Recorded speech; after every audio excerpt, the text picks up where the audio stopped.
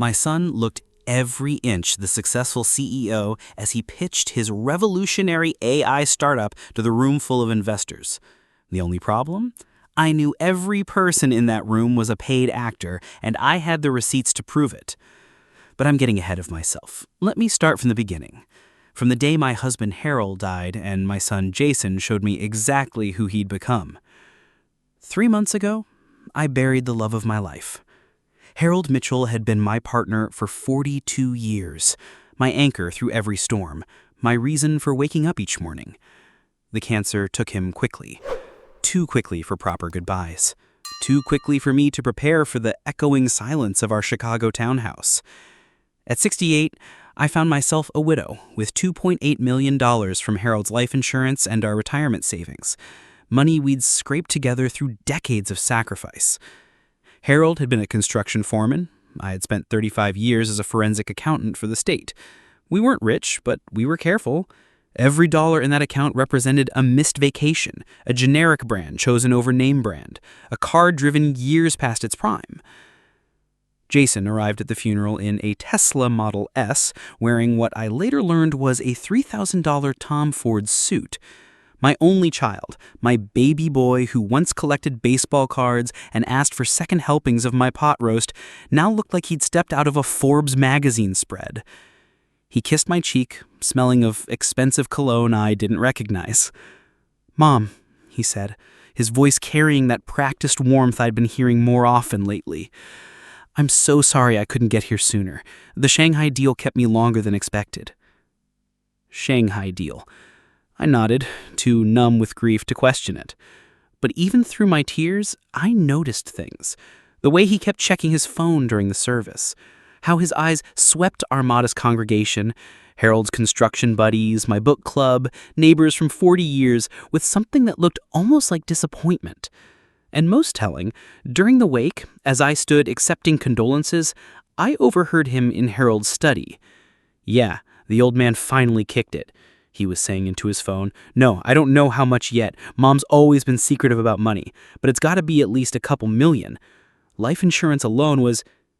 He stopped when he saw me in the doorway. "I'll call you back." "Business emergency?"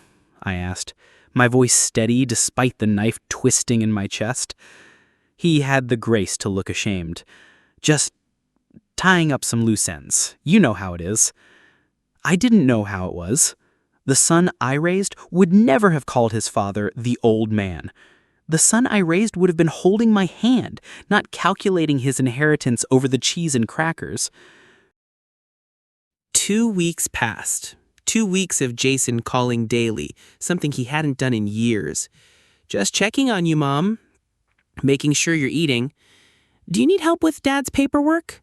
So attentive, so caring. So unlike the Jason who usually remembered my birthday 3 days late.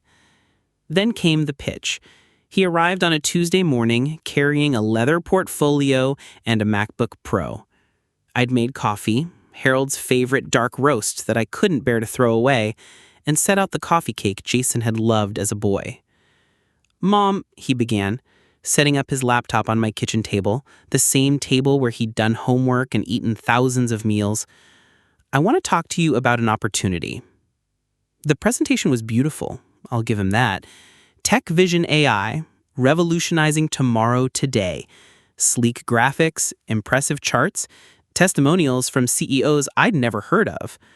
According to Jason, his company was on the verge of a breakthrough that would make ChatGPT look like a child's toy. "We're valued at $50 million, he said, clicking through slides of modern offices and diverse young professionals huddled around computers. "We're valued at $50 million, he said, clicking through slides of modern offices and diverse young professionals huddled around computers. "But we need bridge funding to get us through the next quarter. The venture capital is coming, but these things take time." I sipped my coffee, noting how he avoided my eyes. "How much bridge funding?" $500,000. He said it casually, like he was asking to borrow $20 for gas. I wouldn't ask, but the banks are being conservative, and our investors want to see family confidence in the venture. It would only be for 6 months, maybe less. I could guarantee you a 30% return. 30%. In 6 months. My forensic accountant brain immediately started calculating. No legitimate investment offered those returns, but I kept my face neutral, the way I had during thousands of financial investigations. That's a lot of money, Jason. I know. He leaned forward, and for a moment I saw my little boy again. The one who'd begged for a puppy, who'd sworn he'd take care of it, feed it, walk it every day. The manipulation was so calculated, it took my breath away. Using Harold's memory, weaponizing my grief. I wanted to slap him. I wanted to cry. Instead, I did what I'd done for 35 years when someone tried to con the state out of money. I gathered evidence. "Let me see the paperwork," I said. "I'll need to review everything." His smile was too quick, too relieved. "Of course! I brought copies of everything. Financial projections, company registration, even a Forbes article about us." He pulled out a folder, thick with documents that looked official at first glance. But I'd spent my career looking past first glances. The Forbes article was a masterpiece of deception. The URL was forbes-tech.com instead of forbes.com. The writing was decent, but the byline credited a journalist who, when I Googled him later, didn't exist.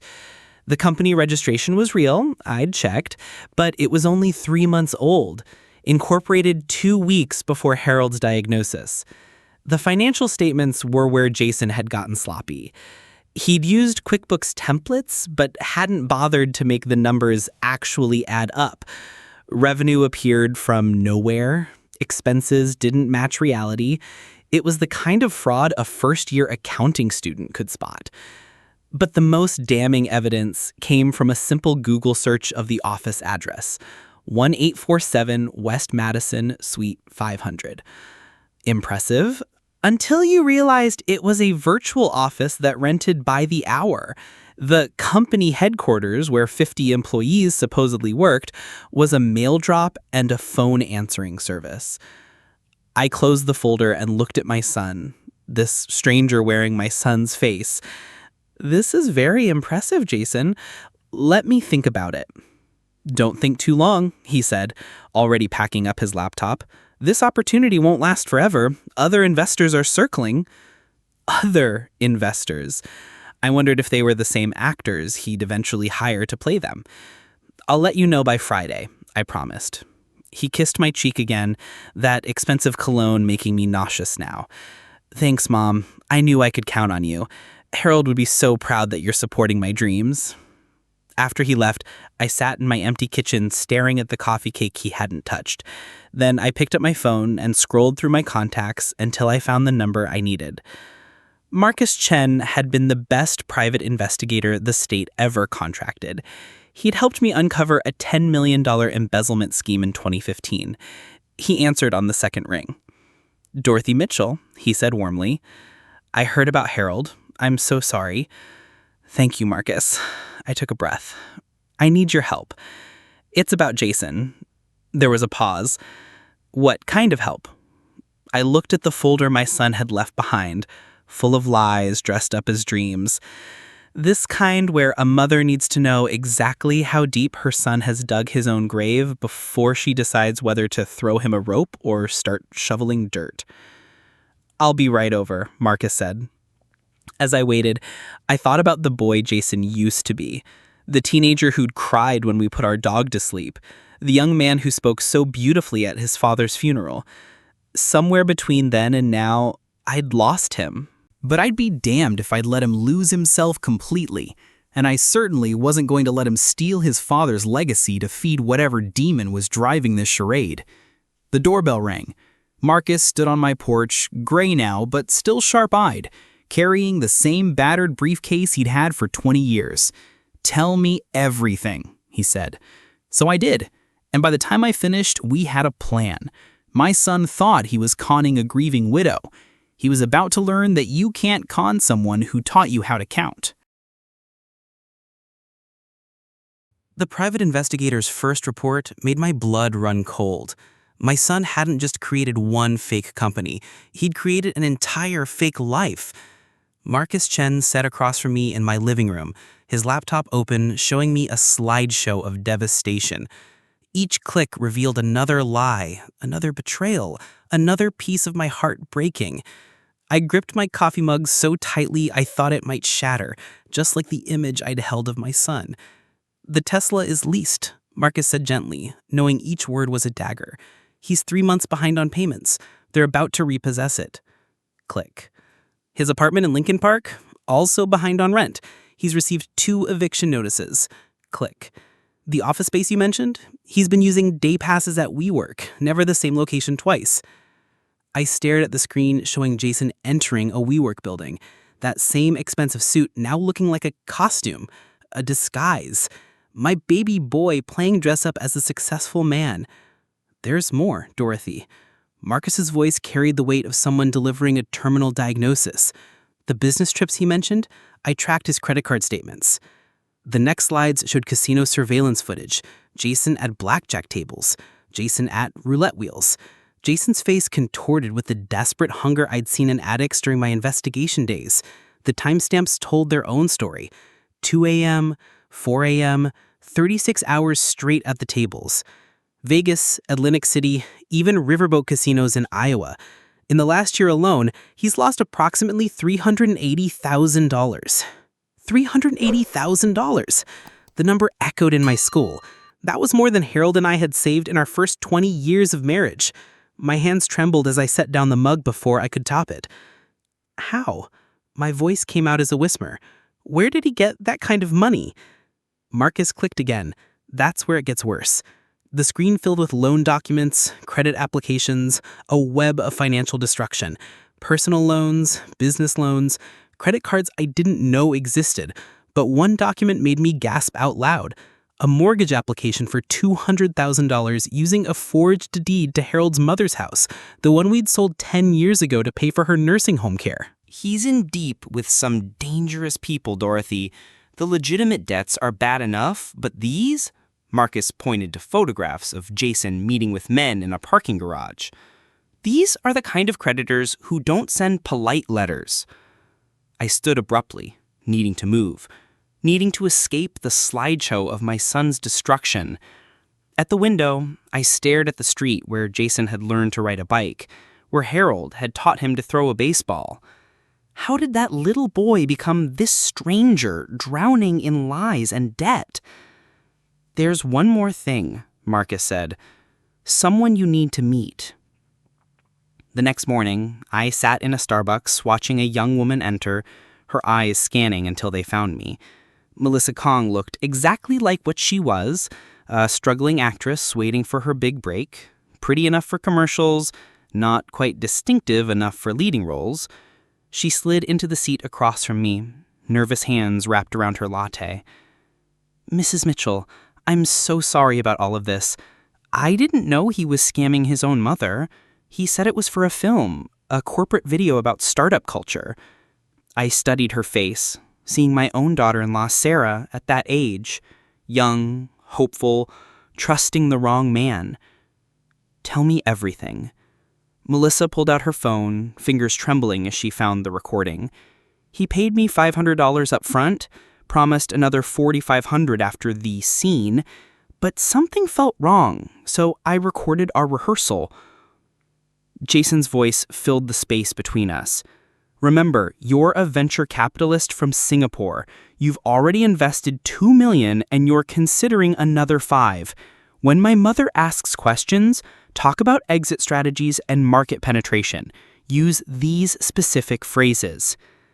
My son's voice, teaching someone to lie to me, teaching them exactly which buzzwords would impress a retired financial professional.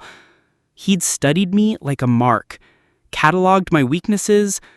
The thoroughness of his betrayal was breathtaking.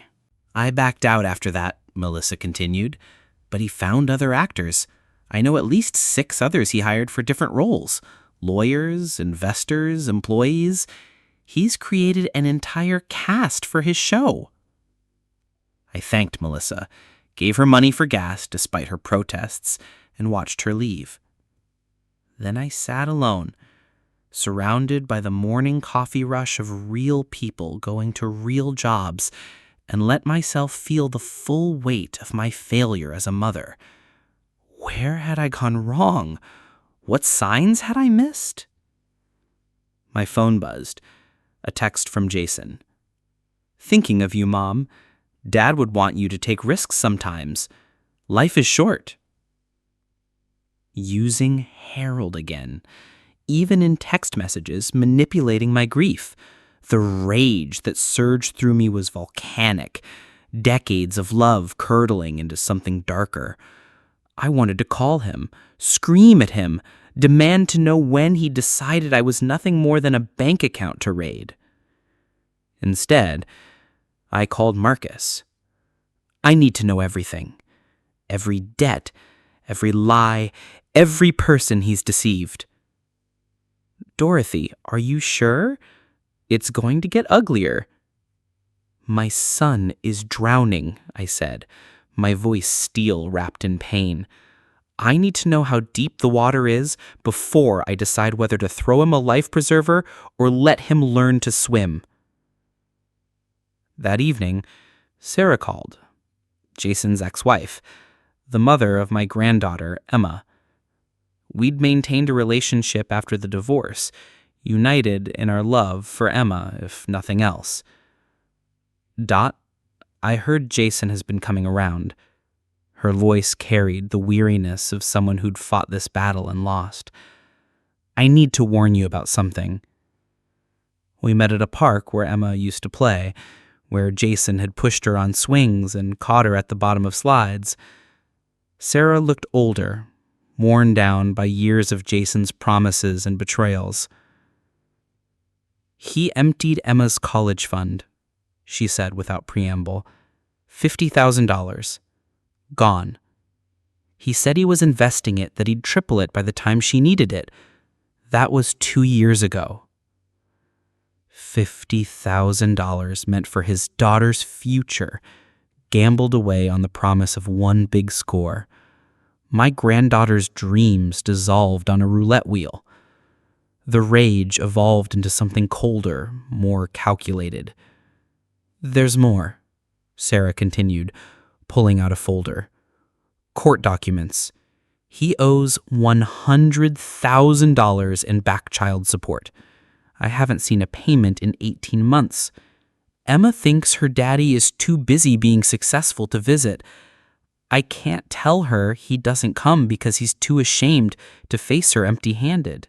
She showed me photos on her phone. Emma at 12. Harold's eyes in a young girl's face, wearing last year's clothes and shoes held together with duct tape because her mother couldn't afford new ones while her father wore $3,000 suits he couldn't pay for. "He's sick, Dot," Sarah said, tears flowing freely now. "The gambling addiction. It's destroyed everything. He's not evil. The man I married is still in there somewhere, buried under the sickness. But I can't save him. I tried for years, nearly destroyed myself trying." I held her while she cried. This woman who'd loved my son before the sickness took hold, who'd fought for him until there was nothing left to fight for. When she composed herself, she looked at me with eyes that had seen too much. "Don't give him the money, Dot. Whatever he's asking for, don't give it to him. It won't help. It'll just disappear like everything else, and he'll be back for more. He'll keep coming back until there's nothing left of you either." That night, I sat in Harold's study, surrounded by photos of our life together. Our wedding, Jason's birth, family vacations, graduations. When had the bright-eyed boy in these pictures become a man who would steal from his own daughter? Marcus called with final updates. The fake company website, purchase template, stock photos, fabricated testimonials, 50 fake LinkedIn profiles for non-existent employees, each crafted with enough detail to pass casual scrutiny. Even a deep-faked TED Talk, Jason's face mapped onto another speaker's body, delivering a presentation about innovation and disruption. "He's thorough," he admitted with professional appreciation. If you hadn't been in financial investigation, you might have fallen for it. But I had been in financial investigation. I'd spent 35 years tracking how people hid money, how they created false identities, how they built elaborate schemes to defraud others. My son had learned well from dinner table conversations about my cases. He just never expected to become one of them. The final piece came when Marcus traced the gambling deaths to their sources. Not just casinos, but private games, loan sharks, the kind of people who considered broken bones a late payment fee. My son had not just destroyed his life, he'd put himself in physical danger. "He needs help," I said, staring at surveillance footage of Jason leaving a private poker game at 4 a.m., shoulders slumped in defeat. "He needs to want help," Marcus corrected. "Right now, he just wants your money." I thought of Harold, how he'd want me to save our son. But Harold was gone, and I was left to make this choice alone. Save Jason from his creditors, enable his addiction, and watch him destroy himself with my money? Or use that money to save him from himself? By the time I made my decision, I'd cried myself empty. The mother's heart in me wanted to wrap Jason in my arms and make it all go away, but the forensic accountant knew better. Sometimes love means letting someone face consequences. Sometimes the only way to save someone is to let them fall.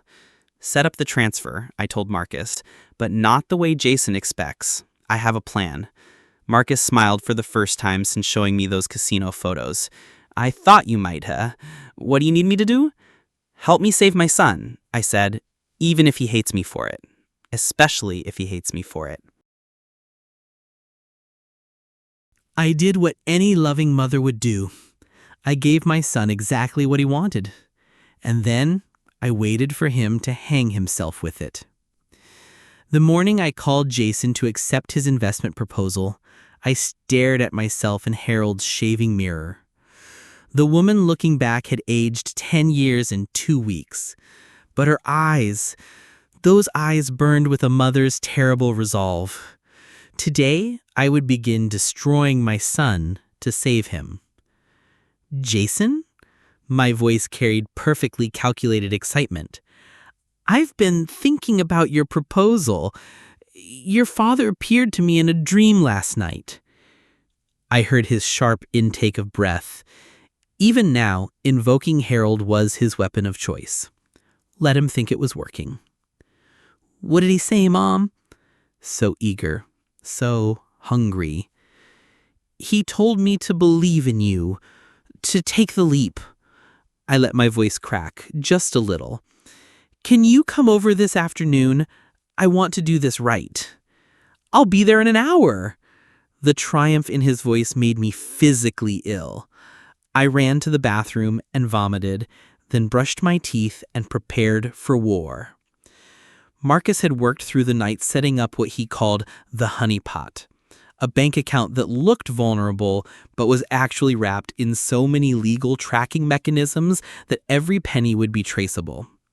My friend Judge Catherine Walsh had signed emergency orders allowing real-time surveillance of any transfers. The FBI's Financial Crimes Unit was on standby. But first, I had to play the part of the grieving, gullible widow. Jason arrived in 45 minutes, speeding in that Tesla he couldn't afford. He'd brought flowers, grocery store carnations, not even Harold's favorite roses. The cheap gesture from someone pretending at wealth somehow hurt more than no flowers at all. "Mom!"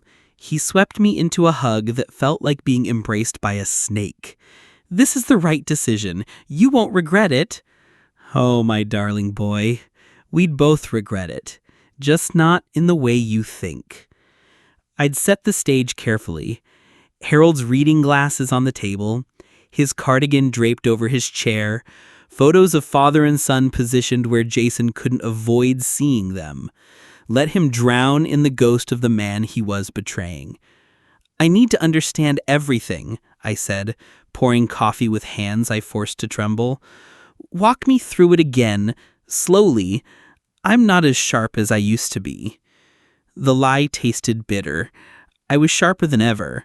fury having honed my edges to surgical precision. Jason launched into his presentation again, even more elaborate this time. He'd added new slides, new fake testimonials, new imaginary profits. Watching him perform, I searched for any sign of the boy who'd once cried when he accidentally broke my favorite vase. That boy was so sorry, so desperate to fix it. This man felt nothing but hunger for my money. 500,000, I repeated when he finished. That's most of what your father left me. It's an investment in your future, Mom. Our future. He grabbed my hands, and I fought not to recoil from his touch. In 6 months, you'll have made enough to travel, to live the life Dad always wanted for you. Harold had wanted me to grow old beside him. That was the only life he dreamed of giving me. But Jason had stolen that too, when his calls for money had stressed Harold's already weakened heart. I'll need to go to the bank, I said. They'll want to verify such a large transfer in person. I'll drive you. Too eager. Too fast. No, I pulled away. I need to do this myself. Your father always handled our banking. It's something I need to face alone. Oscar-worthy. I should have been an actress like Melissa Kong. At the bank, I met with Roger Hoffman, who'd managed our accounts for 20 years. He was in on the plan, had been briefed by Marcus and the FBI, but his concern looked genuine as we filled out the transfer paperwork. Mrs. Mitchell, are you certain about this? It's a substantial amount. My son needs me, I said loud enough for the security cameras. What kind of mother would I be if I didn't help him? The kind who loves him enough to let him fall, I thought.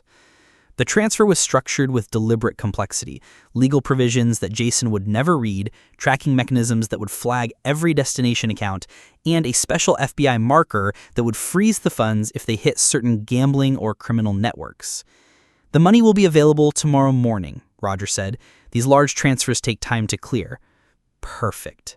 Time for Jason to make reservations, place bets, promise payments to the wolves circling him. That evening, Jason insisted on taking me to dinner at Bavette's, one of Chicago's most expensive steakhouses. The boy who'd stolen his daughter's college fund ordered a $200 bottle of wine. To new beginnings, he toasted, eyes glittering with what he thought was victory. To endings, I countered, clinking his glass. He laughed, not understanding. Dinner was agony. Jason talked nonstop about his plans, expansion to Silicon Valley, an IPO within 2 years, making me the proud mother of Chicago's next tech billionaire. Each lie was a knife between my ribs. I smiled and nodded and secretly recorded everything on the device Marcus had given me. Mom, I have to ask, Jason said over his $65 ribeye.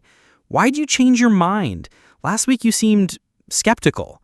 This was my moment, the performance that would sell the con to the con man. I've been so lonely since your father died.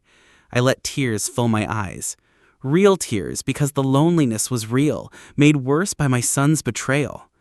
The house is so quiet. I started thinking, what am I saving for? Who am I saving for? You're my only child, my legacy. If I can't believe in you, what's the point of any of it? Jason reached across the table, squeezing my hand. For just a moment, his mask slipped and I saw something that might have been guilt. Then it was gone, replaced by calculated warmth. You won't be lonely anymore, Mom. Once this takes off, I'll buy you a condo in my building. We'll have dinner every Sunday, just like when I was a kid. When he was a kid, he'd loved our Sunday dinners. Now he was using those memories as currency. The next morning, Jason texted at 6 a.m. Did the transfer go through? By 7 a.m., Mom, please check, time sensitive. By 8 a.m., he was at my door. There's a problem with the transfer, I lied, still in my robe. The bank called. They need additional verification for fraud prevention. I watched the panic flash across his face. What kind of verification? They want to see your company documents, banking records, proof that TechVision AI is real. I shrugged helplessly. I don't understand all this technical stuff. Can't you just handle it?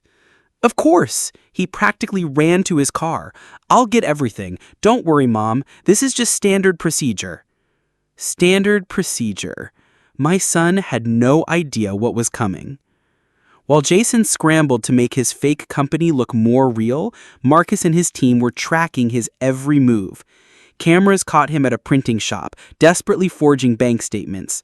His phone records showed frantic calls to his investors, actors who were suddenly demanding their promised payments up front. "He's unraveling," Marcus reported that afternoon. "He's made 17 calls to various creditors, promising payment by end of day." Good. Let him feel the pressure he'd put on Harold every time he'd called begging for money. At 3 p.m., Jason returned with a briefcase full of documents. His $1,000 shirt was soaked with sweat. The mask was cracking, desperation seeping through. "Here," he thrust the papers at me. "Everything they could possibly need. Call the bank. Tell them to release the funds." I made a show of calling Roger, having a confused conversation about authentication procedures and wire transfer protocols. Jason paced my living room like a caged animal, checking his phone obsessively. "They say the money will clear by 5 p.m., but Jason, they're asking questions. Are you in some kind of trouble?" "No." Too quick, too loud.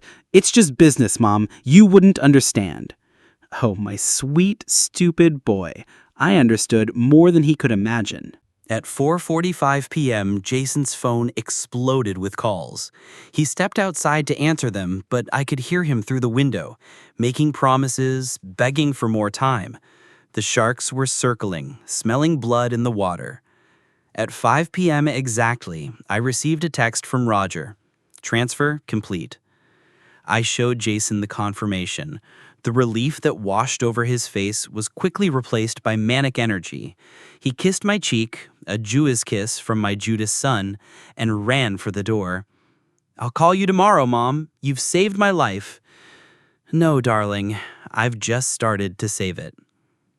Within 10 minutes, Marcus called. "He's moving the money already. $200,000 to a casino marker in Vegas, $100,000 to someone named Victorino. That's one of the sharks.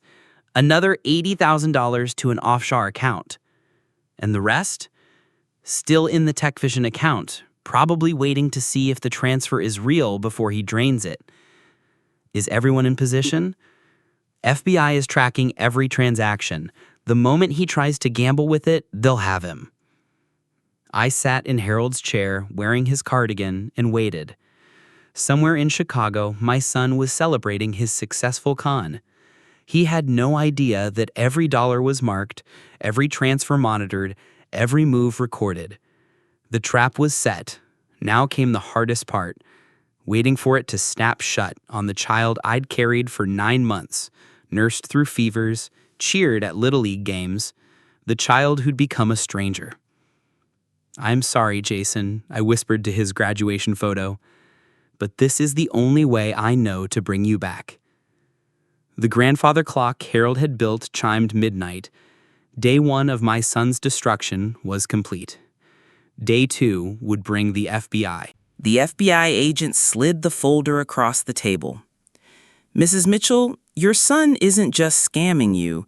He's been running this con on 7 other elderly parents." The words hit me like physical blows. 7 others. 7 mothers or fathers sitting in empty houses, staring at drained bank accounts, wondering where they went wrong. My son wasn't just sick, he was a predator. Agent Patricia Chin opened the folder, revealing photograph after photograph. Eleanor Rodriguez, 74, who'd lost her husband's life insurance. Walter Kim, 81, convinced to reverse mortgage his home. Martha Stevens, 69, now living with her daughter after Jason's investment opportunity stole her retirement. One of them, Agent Chen said quietly, attempted suicide last month.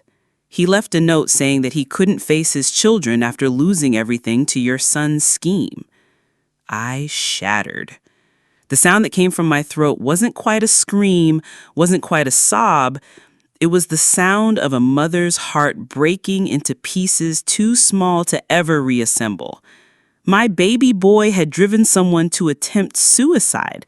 My Jason, who used to rescue worms from the sidewalk after rain, had become someone who destroyed lives for poker chips. We need your help, Agent Chen continued. With your evidence and cooperation, we can stop him. Save the others who haven't paid yet. Maybe save your son from himself. Tell me what you need, I whispered, my voice raw. The plan was simple. Jason had scheduled an investor update meeting for Friday, his grand performance where he'd show me fake profits, set the hook for more money. Instead, it would be his finale. I spent the next 48 hours in a haze of preparation and grief. Marcus helped me practice what to say, how to act naturally while wearing a wire. But how do you act natural when you're about to destroy your own child? Thursday night, I couldn't sleep. I wandered into Jason's old room, untouched since he'd moved out 15 years ago. Baseball trophies lined the shelves. School photos showed his transformation, gap-toothed grins, becoming confident smiles, becoming the calculated charm I'd seen at dinner. I found his journal from high school, full of dreams. I want to make Mom and Dad proud. I want to build something that matters. I want to be the kind of man Dad is. When had those dreams become schemes? When had wanting to make us proud become willing to destroy us for money? Friday arrived like an execution date. I dressed carefully, Harold's favorite blue dress, the pearls Jason had given me for Mother's Day 10 years ago, back when his gifts came from love, not guilt. The meeting was at an actual law office. Jason had rented a conference room to add legitimacy to his con. I arrived early, Agent Chen and her team stationed in the next room, everything recording. Jason swept in at exactly 2 p.m., briefcase in hand, wearing yet another expensive suit. But I saw what I'd missed before. The tremor in his hands, the dark circles makeup couldn't quite hide, the manic energy of someone running on desperation and caffeine. "Mom!" He kissed my cheek, and I didn't flinch this time. This was my last performance. "Wait until you see the quarterly returns. We've exceeded every projection." He set up his laptop, launched into another presentation. Fake graphs showed astronomical profits. Doctored bank statements displayed millions in revenue. He'd even created a fake Bloomberg article about TechVision AI's meteoric rise. I let him finish, let him spin his web of lies one last time. When he finally stopped, breathless and triumphant, I reached into my purse. "That's wonderful, dear," I said, "but I have some documents of my own to share." The color drained from his face as I laid out the evidence. Every forged document, every paid actor's confession, every diverted dollar tracked and cataloged. His castle of lies collapsed card by card. "Mom, I can explain." "Can you explain Eleanor Rodriguez? Can you explain the man who tried to kill himself because you stole his dignity along with his money?" Jason's mask finally shattered completely. The suave CEO vanished, replaced by a cornered animal. "You don't understand. They'll kill me if I don't pay. The people I owe, Mom, please, they'll literally kill me." "Then you should have thought about that before you gambled with their money, before you stole from 8 elderly people, before you destroyed your daughter's future." "I never meant—" He stopped, shoulders sagging. "How long have you known?" "Since the day you asked. I'm a forensic accountant, Jason. Did you really think you could con someone who spent 35 years catching people like you?" The door opened. Agent Chen entered with 2 other agents. Jason's eyes darted between them and me, understanding flooding his features. "You set me up. My own mother set me up." "No, son. You set yourself up the day you decided I was a mark instead of your mother." What happened next will haunt me forever. My son, my proud, desperate, lost son, fell to his knees. Not dramatically, not manipulatively, but with the complete collapse of someone who'd finally hit bottom. "Mom, please," he sobbed. "They'll kill me in prison. You don't understand what I've done, who these people are. Please, I'm your son, your only son. Please don't let them take me. I knelt beside him, taking his face in my hands the way I had when he was small and scared of monsters under the bed. But the monster was him now, and I couldn't kiss it away. "Listen to me," I said firmly. "You have two choices. You can cooperate fully, testify against the others in this ring, and get treatment for your addiction. Or you can keep running this con until it kills you." "What about Emma?" he whispered. "What do I tell Emma?" "You tell her the truth, that Daddy made terrible mistakes, but he's working to fix them, that sometimes love means accepting consequences, that her grandmother saved her father's life by letting him fall." Agent Chen stepped forward. "Mr. Mitchell, we're prepared to offer a deal. Full cooperation, rehabilitation program, supervised release. You'll serve time, but you'll serve it alive and with a chance to rebuild." Jason looked at me, and for the first time in years, I saw my son. Not the con artist, not the addict, but the boy who'd once wanted to make us proud. "Will you," his voice cracked, "will you visit me?" "Every week," I promised. "But Jason, you have to do the work. Really do it. No more cons, no more schemes. You have to want to get better." He nodded, standing slowly.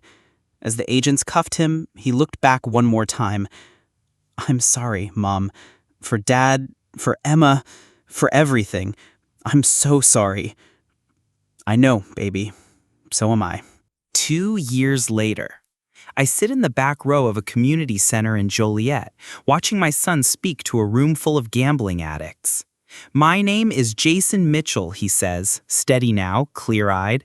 "I'm a compulsive gambler, and I destroyed everything I loved for the next bet." He tells his story without flinching, the cons, the elderly victims, the daughter he failed. He speaks about his mother who loved him enough to let him fall, who visits every week without fail, who put $50,000 in a trust for Emma that he can't touch. He works maintenance at the same community center, earning $15 an hour. His restitution payments take most of it, $300,000 paid back so far through garnished wages and the sale of everything he'd bought with stolen money. Emma visits monthly now, supervised but healing. The thing about rock bottom, Jason says to the group, is that it's solid. You can build on it, but only if you stop digging. I slip out before he sees me. In my car, I find a note tucked under the windshield wiper in Jason's handwriting. "Every day I choose recovery. I choose to be your son again. Thank you for not giving up on me. Love, Jason." I drive home to my empty house, Harold's picture on the dashboard. "We saved him," I whisper. "Not the way we wanted, but the way he needed." The hardest thing a parent can do is let their child face the consequences of their choices. But sometimes the greatest act of love is refusing to enable the destruction. Sometimes you have to let someone fall before they can learn to stand. True love isn't just support, it's accountability. It's not just forgiveness, it's requiring change. And sometimes it's being strong enough to be the bad guy in someone's story until they're ready to write a better one. Money can be replaced. Time in prison can be served. But a life lost to addiction and crime can never be recovered. I gave my son something more valuable than $500,000. I gave him a chance to become the man his daughter could be proud of.